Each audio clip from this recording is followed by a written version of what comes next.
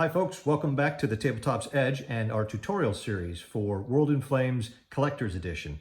And I thought we'd start off this series with a look at some of the core concepts of the game, kind of some big picture stuff. You can think of this maybe as an orientation to the game. And the goal here is to just kind of give you a framework, maybe some context for the rules that we're going to talk about in future episodes. So with that in mind, let's get started. First off, I wanted to mention a couple things about the maps. Now you have the two European maps and you have the two Asia-Pacific maps. And because the territory covered on the Asia-Pacific maps is so much bigger than that of the European maps, in order to keep them roughly the same physical size, they had to double the scale for the Asia maps. Now what this means in practice in the game is that where each hex is about 80 kilometers across on the European maps, on the Asia-Pacific maps, that jumps to about 200 kilometers across. The only real practical effect, though, is movement costs. And you can find that down here on the terrain effects chart that they've printed in the lower left side of the Asia and Pacific maps. And they've also provided a player aid with the same information. The print's a little bit bigger, it's a little easier to read. And you'll see here under movement costs for the different terrain types, they break it down for Europe and the Pacific. And you can see it's about twice as much per hex on the European map, or on the Asian map, give or take. And then for air missions, each hex on the Asia and Pacific maps costs twice as much, or 2 versus 1 on the European maps.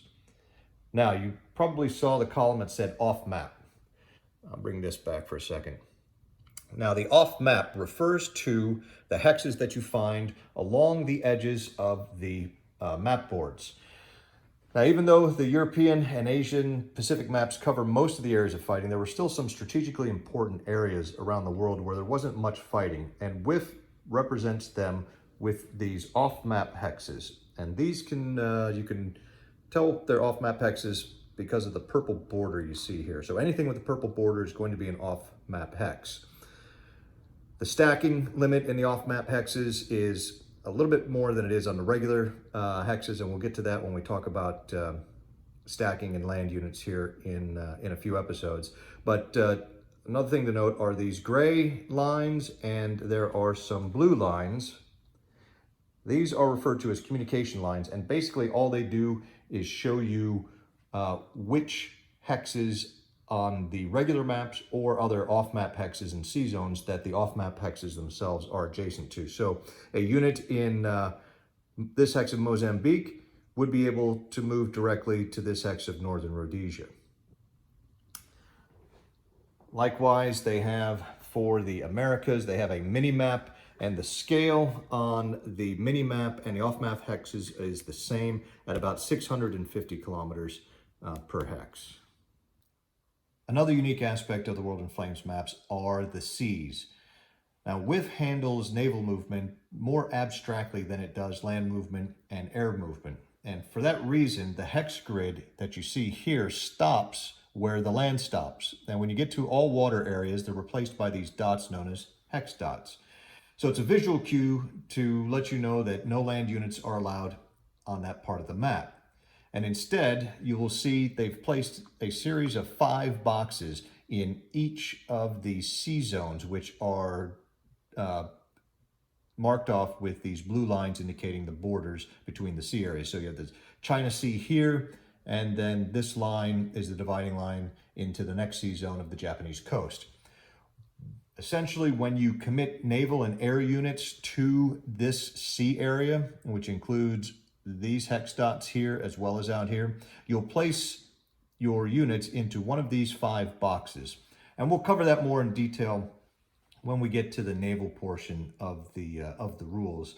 But for now, just something to make you aware of, that you're not going to be moving ships from hex to hex to hex like you do land and air units. You'll be placing them when they're at sea. You'll be placing them out here in these sea boxes.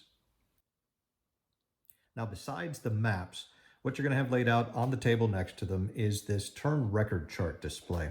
It's got a lot of important stuff on it that you're going to be referring to throughout the course of the game. And we'll talk about each of the things on here just briefly here so you have some idea of what we're referring to later on. And if you look on the right-hand side, it's dominated by this giant circle. This is known as the production circle. It's also where you track what turn it is. So in World in Flames, each turn is 2 months in length: January, February, March, April, May, June, July, August, etc. So you'll keep the turn marker here to note the turn.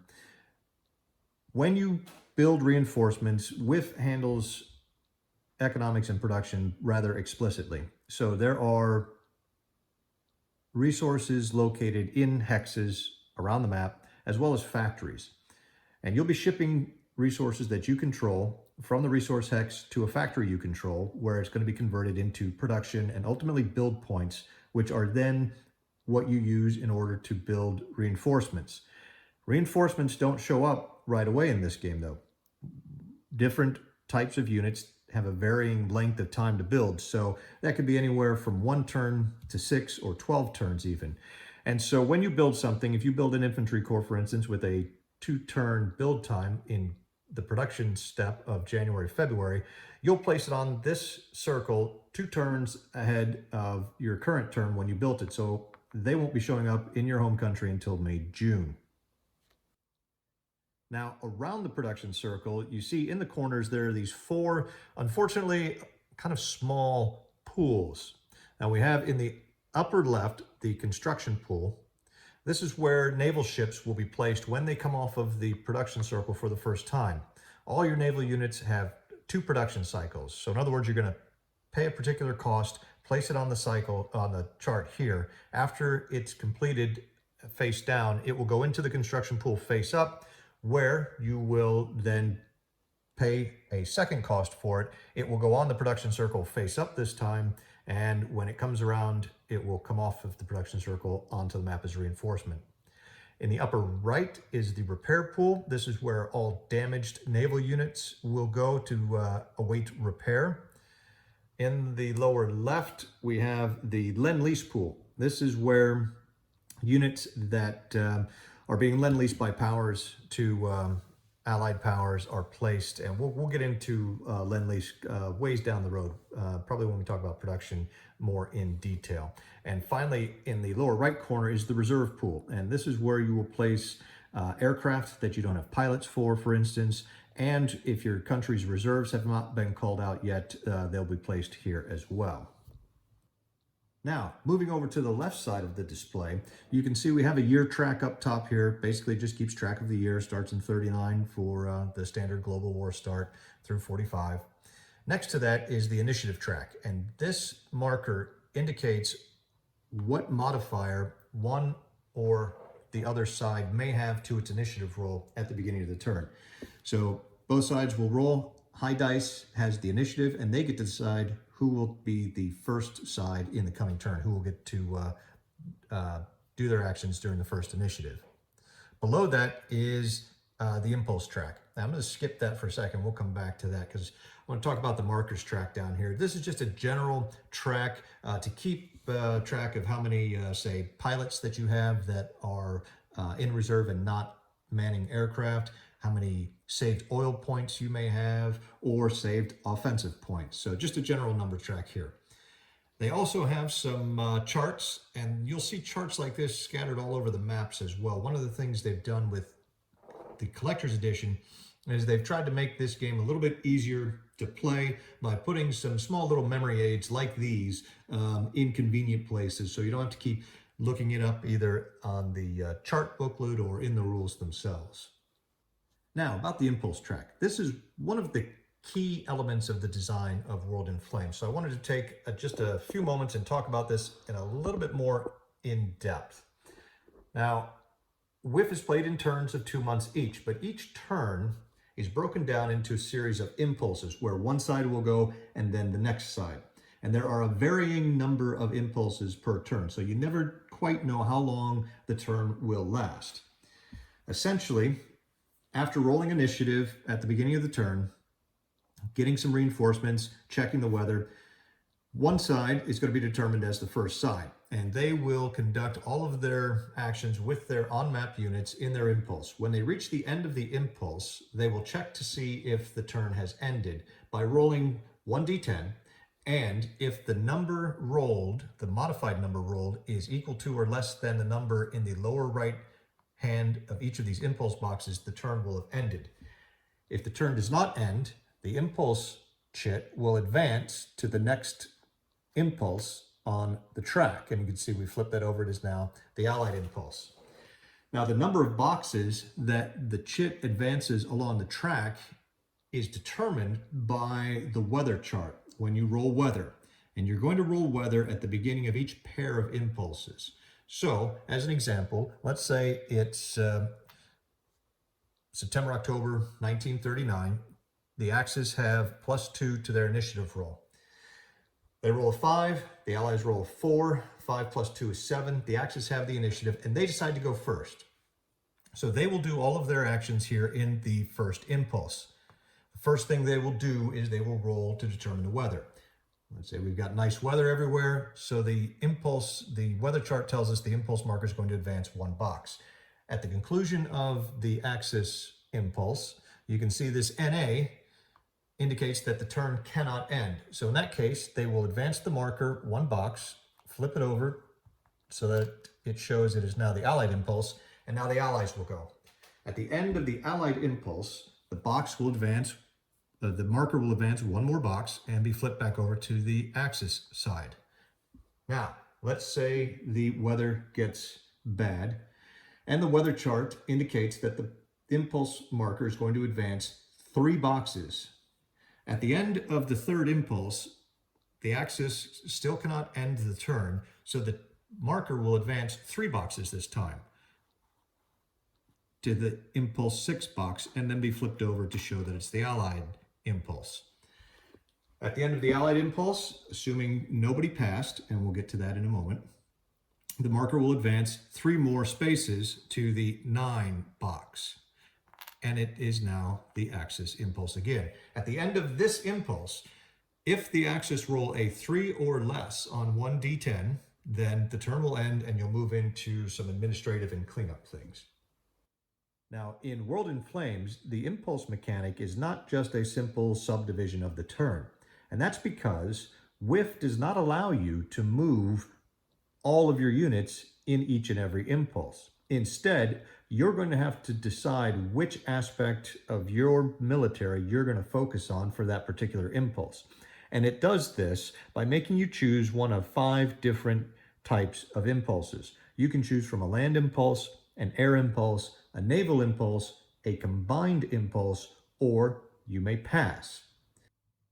So how do you know which type of impulse allows you to do what type of activities?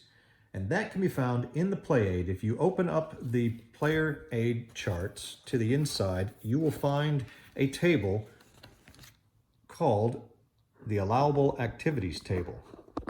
This chart has a list of all the various types of actions you can do with land, air, and naval units in an impulse. You cross-reference that with the type of action, the type of impulse that you have chosen. Whether you've chosen a naval if you've chosen a naval impulse, you're going to look down this column. If you've chosen a land impulse, you're going to look down this column. And you can see a lot of check marks here. If you see a check mark, that indicates that you can do that action an unlimited number of times during that particular impulse.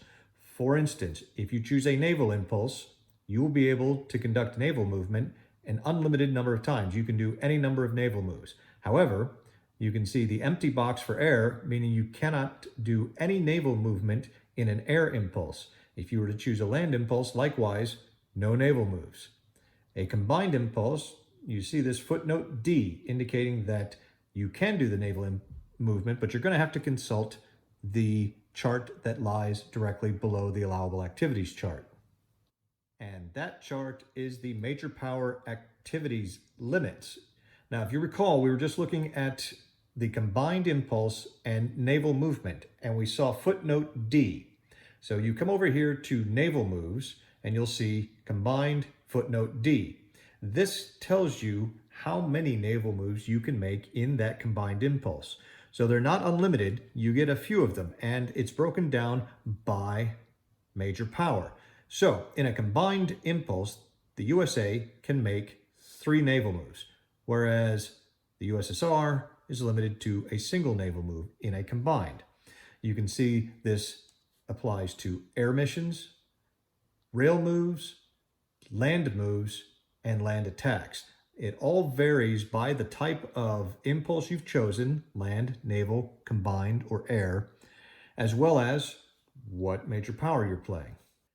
And so one of the most important skills for a new World in Flames player to learn and master is impulse selection type. When to choose the naval, when to choose a land, when to choose a combined. Is 2 combined impulses better than choosing a naval impulse and then a land impulse on a later impulse? That's the kind of things that you're going to have to start to figure out in order to really have a lot of success in this system. I just wanted to wrap up today's episode by talking about the sequence of play a little bit. I'm not going to go into it in any great detail. We'll save that for a future episode, but I at least wanted to give you an idea of how the turns are structured and kind of the feel of the flow of each individual turn in the game. The first thing you'll do each turn is place reinforcements on map. Then both sides will roll for initiative and determine who's going to go first. At that point, you'll move into the action stage, and this is where probably 90% of the turn takes place, where both sides will alternate doing their impulses, moving their units around the map, until you successfully check for the end of turn. Now, once the turn ends, you move into kind of an administrative / housekeeping stage where you'll do things like check for any partisan activity, you'll resolve U.S. entry, you'll return any at-sea naval forces back to base, you'll reorganize all of your face-down units that are still on map, and then you'll engage production, and then finally you'll check to see if any countries have been conquered and do a victory check. If no one's reached the victory conditions, you move on into the next turn. Looking ahead, in our next episode, we're going to start to take a look at the playing pieces in the game, and we'll do that by examining the land units first. So we appreciate you watching today. Don't forget to click subscribe so you don't miss out on any future episodes as they get posted, and we'll see you next time.